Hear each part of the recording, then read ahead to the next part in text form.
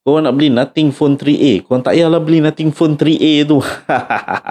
Okay guys, hari ni Amli nak cakap sikit tentang phone yang baru keluar, iaitu Nothing Phone. Dia ada 3A, dia ada 3A Pro dan harga dia $1,700 dan juga $2,000 untuk yang Pro. Okay, berbaloi tak? Patut dah korang dapatkan? Jom Amli cakap sikit. Pertama sekali Amli cakap, tak berbaloi sebabnya korang boleh dapat phone tu free je guys. Please. Okay, tapi kalau korang betul-betul nak, pergilah beli. Okay, itu yang Amli selalu cakap lah.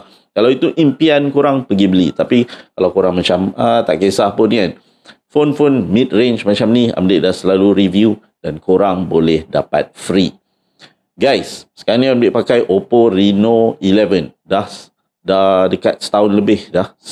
Dekat setahun dah.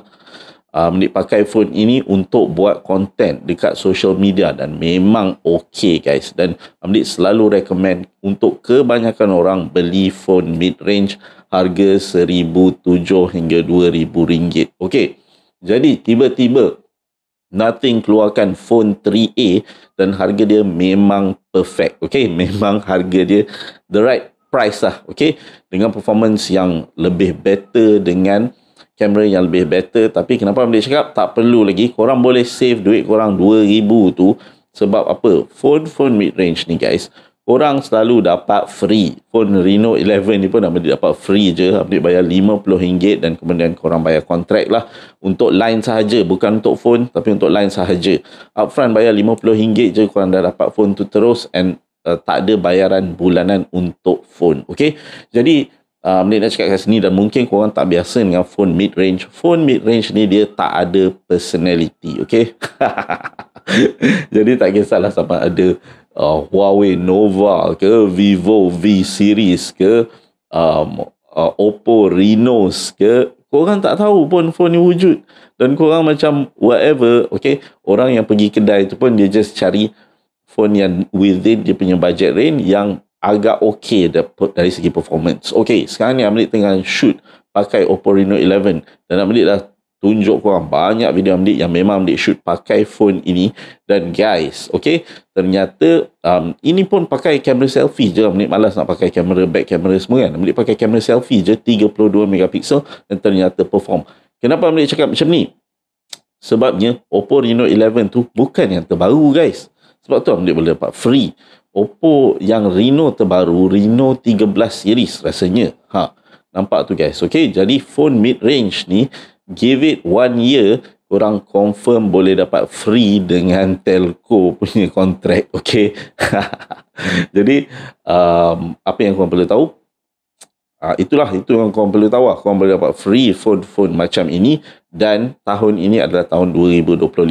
Maksudnya apa? Maksudnya phone mid-range ni dah lama dah ada. Okay, starting from 2018 macam tu Amli start reviewing mid-range phones dan performance dia dah memang mantap. Okay, jadi if you go back a few years pun dah okay dah dia punya performance untuk kegunaan kebanyakan orang. Okay, jadi kalau korang degil juga, of course korang boleh pergi ambil je phone mid-range tu. Tapi Amli nak cakap kat sini, walaupun korang spend that money, it's just as worth. Okay, kepuasan dia sama je dengan korang dapatkan phone yang free tu. Okay, yang 2 tahun older tu, pakai mid-range processor yang lebih lama. Okay, ni pakai mid-range processor yang lebih baru.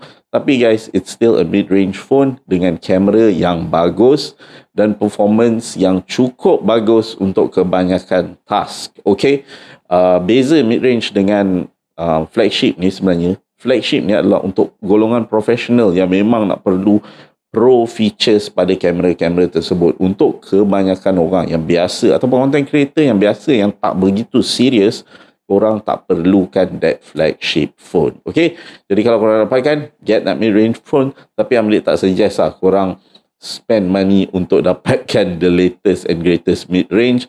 Sebabnya mid-range yang cukup bagus korang dah boleh dapat free percuma sahaja dengan telco favorite anda.